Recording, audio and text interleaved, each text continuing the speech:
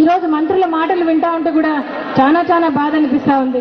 ఈరోజు మాట్లాడుతూ ఉన్నారు, జగన్ బాబు స్వార్థం కోసము మంత్రులు బలవుతున్నారంట, జగన్ బాబు అప్రూవల్గా మారాలట, జగన్ బాబు మరి ఈరోజు ఉరివేయాలంట, జగన్ బాబుకు మరి ఆయన కుటుంబాన్ని వెలివేయాలట, మరి ఆర్థిక ఉగ్రవాదట, ఆయన దేశం నుంచే బహిష్కరించాలట. మరి ఇట్లాంటి మాటలన్నీ మాట్లాడుతూ ఉన్నారు. మరి ఈరోజు ధర్మాన ప్రసాద్ గారు కానీ సబితమ్మ కూడా ఈరోజు అవినీతి మంత్రులు, కలంకిత మంత్రులు అంటున్నారని చెప్పి బాధపడతా ఉన్నారు. ఇది అభియోగమే కానీ నిర్ధారణ కాలేదు అని చెప్తా ఉన్నారు. మరి కొన్ని వేల సార్లు జగన్ బాబును, రాజశేఖర రెడ్డి గారిని అవినీతి మంత్రులు అవినీతి అవినీతి అని చెప్పి మాట్లాడింటారు. ఆ రోజు ఎందుకు స్పందించలేదు అని వీళ్ళని అడుగుతా ఉన్నా.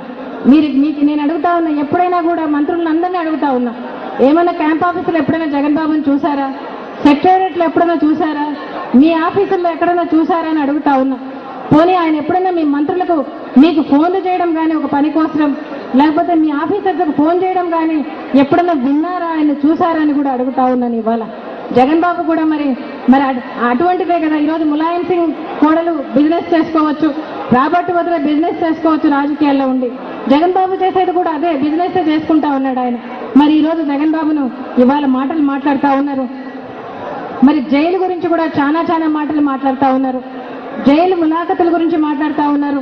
మరి జైలు ములాఖతులు వారానికి 2 సార్లు మాత్రమే ములాఖతు ఉంటుంది, 4 మాత్రమే పోయి చూడొచ్చు, అంతకంటే ఎక్కువ పోయేదానికి ఉండదు. మరి దాని గురించి మాట్లాడుతూ ఉన్నారు. ఈరోజు సెక్యూరిటీ వైజ్ అని చెప్పి అన్నం ఇంటి దగ్గర నుంచి పంపిస్తామంటే కూడా ఒప్పుకోని పరిస్థితి ఉంది.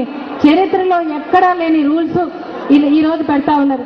ఏ పొద్దైనా ఎవరికైనా సీసీ కెమెరాలు పెట్టిన సందర్భాలు ఉన్నాయా అని అడుగుతా ఉన్నాను ఇవాళ. మరి ఈరోజు మాట్లాడుతూ ఉన్నారు, ఆయన అక్కడైతే డిన్నర్లో చేసుకుంటా ఉన్నాడని, నీలి చిత్రాలు చూస్తూ ఉన్నాడని, ఈరోజు మరి ఆయన డ్రింక్స్ తీసుకుంటా ఉన్నాడని చెప్పి రకరకాలుగా మాట్లాడుతూ ఉన్నారు. ఆయన పడుకునే మంచం 3 అడుగుల మంచం గట్టిగా దొల్లితే కింద పడే పరిస్థితి ఉంటుంది. ఒక చిన్న ఫ్యాన్ ఉంటుంది, 3 కలిసి ఒక బాత్రూమ్ వాడుకుంటారు. నాకైతే చాలా చాలా బాధ అనిపిస్తుంది తలుచుకుంటే కూడా. మరి ఈరోజు ఇట్లాంటి ఎన్ని కూడా పెట్టి మరి ఎందుకు ఇన్ని మాటలు మాట్లాడుతూ ఉన్నారో కూడా అర్థం కాదు. రాజశేఖర రెడ్డి గారు అలా పెంచలేదు, నీలి చిత్రాలు చూసే పిల్లోనిగా పెంచలేదు ఆయన్ను డ్రింక్స్ తీసుకునే పిల్లోనిగా పెంచలేదు. మొన్నటి వరకు కూడా ఆయన 5-6 ఏళ్ల కిందటి వరకు కాఫీ టీలు కూడా తాగేవాడు కాదు ఆయన. అటువంటిది రాజశేఖర రెడ్డి గారు చిన్నప్పటి నుంచి కూడా జీవిత లక్ష్యాలతో, విలువలతో, మారల్స్తో, ఎథిక్స్తో పెంచాడు ఆయన బిడ్డలిద్దరినీ కూడా.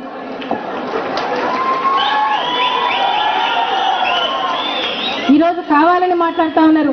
వాళ్ళ నాయకులే చెప్తా ఉన్నారు. గులాం నబీ ఆజాద్ గారు చెప్పారు, కాంగ్రెస్ పార్టీలో ఉంటే మరి ఆయన మంత్రి అయి ఉండేవాడు, ముఖ్యమంత్రి అయి ఉండేవాడు అని చెప్పడం జరిగింది. నిజంగా కూడా అంతే. కాంగ్రెస్ పార్టీలో 15 నెలలు ఉన్నాడు ఆయన ఎంపీగా. ఎటువంటి విచారణ కానీ, ఏ విధమైనటువంటి ఇది కానీ, ఏ విధమైన కేసు కానీ లేదు. నల్ల కాలువలో ఆయన మాట ఇచ్చినప్పుడు కూడా ఎటువంటివి కానీ ఏమీ లేవు, ఆంక్షలు లేవు, ఎటువంటివి కానీ లేవు. మరి కోట్ల సూర్యప్రకాష్ రెడ్డి అంటారు, జైల్లో నుంచి రానే రాడు, మరి ఆయన కాంగ్రెస్ పార్టీతో కలవాల్సిందే అంటారని చెప్తాడు. వీరతమైన చెప్తాడు, మరి ఆయనేమో మా దగ్గర చాలా అస్త్రాలు ఉన్నాయని చెప్పి మరి ఈ అస్త్రాలన్నీ కూడా ఉపయోగిస్తూ ఉన్నట్టున్నారు. మరి కిరణ్ కుమార్ రెడ్డి గారు చెప్తారు 14 ఏళ్ళు రానే రాడని చెప్పి. అయినా కూడా వీళ్ళ చేతుల్లో ఏమీ లేదు. దేవుడు అనేవాడు ఉన్నాడు, న్యాయం ధర్మం ఉంది మన పక్షంగా. ఏ తప్పు రాజశేఖర రెడ్డి గారు కానీ, జగన్ బాబు గారు కానీ ఏ తప్పు చేయని వాళ్ళకి అసలు అబద్ధం ఆడటమే రాదు. అట్లాంటి తప్పులు ఎట్లా చేయగలుగుతారు? కాబట్టి దేవుడు తప్పకుండా మరి జగన్ బాబుని బయటకు తీసుకొస్తాడు. ఆయన పరిపాలనలో రాజశేఖర రెడ్డి గారి సువర్ణయుగాన్ని మళ్ళీ మనం తెచ్చుకుందాం. రాజశేఖర రెడ్డి గారి సువర్ణయుగంలో జగన్ బాబు జెండాలోనే పెట్టుకున్నాడు ఆయన రాజశేఖర రెడ్డి గారి సంక్షేమ పథకాలన్నీ కూడా. మరి అంతేకాకుండా ఆయన ప్లీనరీలో మొట్టమొదటిగా ప్రకటించినటువంటి కూడా మనం అన్ని చేసుకుందామని కూడా మీకు అందరికీ చెప్తా ఉన్నా. ఇవాళ అందరికీ కూడా మంచి పరిపాలన అందిస్తాడు రాజశేఖర రెడ్డి గారి సువర్ణయుగంలో. జగన్ బాబు నేతృత్వంలో మనం అన్ని కూడా సాధించుకున్నాం. దానికి పునాదిగా మనం ఈ ఎన్నికల నుంచి మనం గట్టి పునాది వేసుకోవాల్సిన అవసరం ఉంది. 80% పంచాయతీలు మనకు రావాలి.